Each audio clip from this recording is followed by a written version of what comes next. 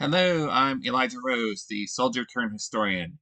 Today's topic is Arabia as part of the Roman Empire, with this fourth and final part being the remaining 2 centuries of Roman rule and conflicts in this region. And yes, you heard that right. There are parts of Arabia that were part of Rome for so long that a lot of people surely did not know anything different. Where we left off was with the Romans under Gallus in Athrula mopping up their enemies after a major battle. At this point in the campaign, many of the Roman soldiers were very sick with a disease that their doctors did not recognize. The irony being this small plague was far more deadly than anything the Arabs actually threw at them. And also note this was long before germs were discovered, so it was not uncommon for people to be acutely immune from the germs from their hometown, but to get dysentery and other related illnesses from unfamiliar water sources. Actually, this is a major part in many sailors, even at later dates, because they had shortages because they were unwilling to drink from unfamiliar water and insisted on bringing their own beverages with them for obvious reasons. In the case of the Romans in Arabia, there was actually a very limited quantity and quality of water available in this part of Arabia for both cooking and cleaning. Even in modern times, in parts of Arabia that actually have infrastructure, people say that the sewage is actually so concentrated that it both looks and smells like industrial waste, even if it comes from a home, because what little water there is used to its greatest extent. And of course, where the Romans were marching, there were no sewers or water pumps or any other means from at all from keeping the pooping far away from the wells where they were getting their water. And and the result was, people just got sick all the time. Lots of people are sick at any given time. Now, Gallus, when talking to Strabo, he was unable to provide any real number for the losses due to illness, heat stroke, and other non-combat related injuries and deaths. But he said it accounted for the vast majority of the Rome's cost of campaign because he could give account of 7 combat deaths for the whole campaign, but surely many men had to be sent home early because of illness or they were out of the line, and Gallus just doesn't know if they recovered or if they retired or if they rejoined the army later. And you're also reading this right. The Arab armies they were pitted against were just so useless that the physical environment of Arabia was more dangerous than they were. However, after these delays, the Romans marched to the city of Marciaba, which is believed to be the modern city of Marib, and yes, is the same city I mentioned in an early video of likely being named after Meribah. Now, note at the time the Yemeni city of Sana'a didn't exist, and Marib was simply where the palace was of the kingdom, and a village was built around it. The Romans do not state that this was the Arab capital, although it was a walled settlement, but barely large enough to be considered a town. At other points in history, this was the capital of a North Yemeni state, but we don't know if this was the capital at that time. It was just one of the towns enemy of Rome. Now, the Romans surrounded the town for 6 days, but lack of water forced them to decide whether or not they wanted to just simply storm the town, which could have potentially high costs in men, or they could retreat and come back later with a better plan. Now, in this game of chicken, because surely there were negotiations to surrender on term, and of course, this was a game of chicken, they were playing with each other, but the Marciabans won as Gallus abandoned the siege without any fighting. It should be noted that it took 6 months of marching to go from Nabatea to Marciaba, and at this point of the campaign, the infighting at the top command was bad enough that Gallus no longer wanted to take directions at all from Silius. Now, some sources, including here on YouTube, Take the fact that Gallus did not proceed to conquer Yemen's southern coast as a sign as they were defeated, but no one ever actually gave a list of target towns for conquest, and this harkens back to the still unknown casus belli of the campaign. The only reason we know the town of Eudaimon, now the Yemeni city of Aden, the only reason we know that was a target city is because of the concurrent naval campaign, which is almost totally lost to us, but seized the town with minimal fighting.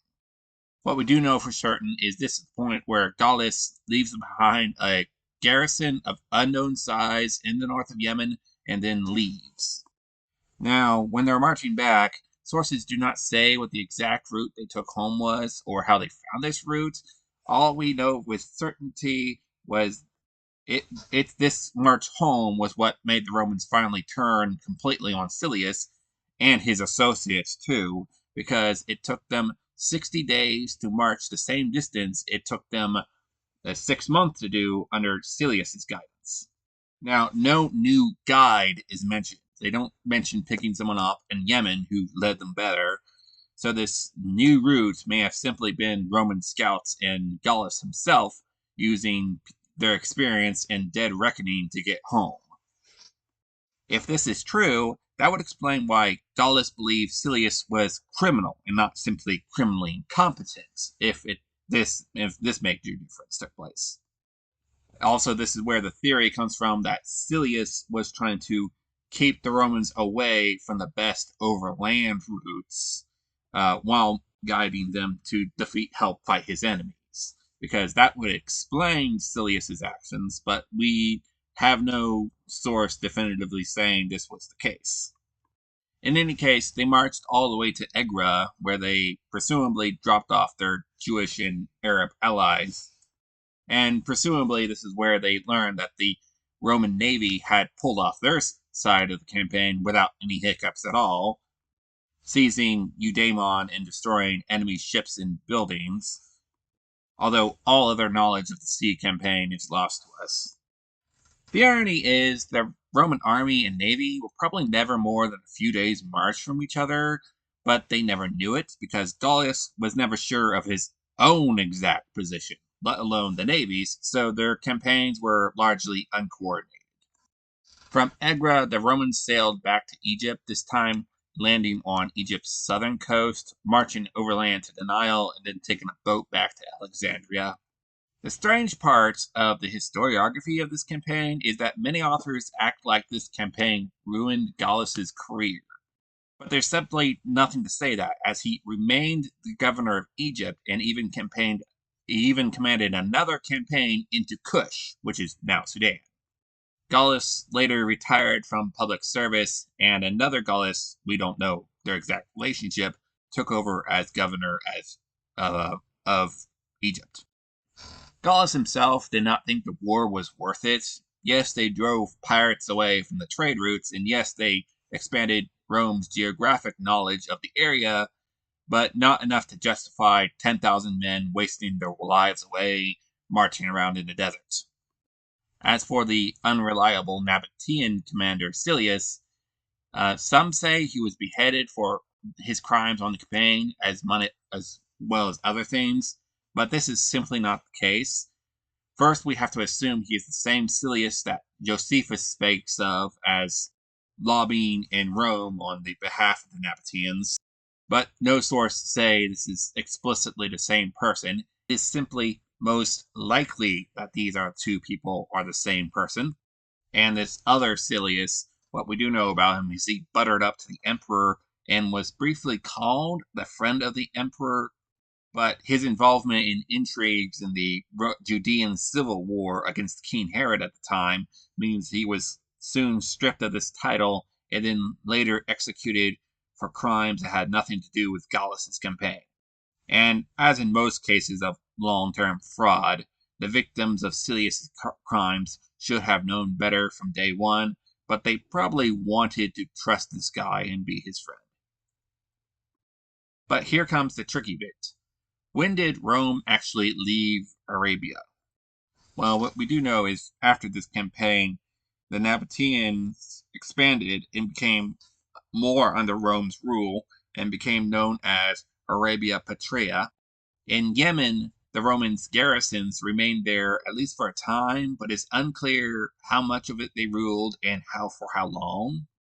What we know is a century and a half later, a war memorial was carved in Rome declaring victory over the same region, and it's not clear if this is declaring the end of a century and a half of minor terror campaigns or such, or if this was a completely unrelated war that we know nothing about.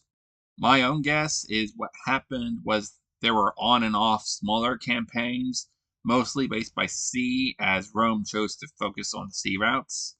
And the reason for this is because the vast central regions of the Arabian Peninsula began to be called by the Romans Arabia Deserta, and there's very little evidence of any Roman activity beyond the coastal regions. So perhaps it is true that the Romans did not go there and simply knew nothing of the place. It also expands on the mystery of what the people of Yathrib were doing at the time. Because remember, Gallus passed nearby twice, but never mentions the place, and we just really have no idea why.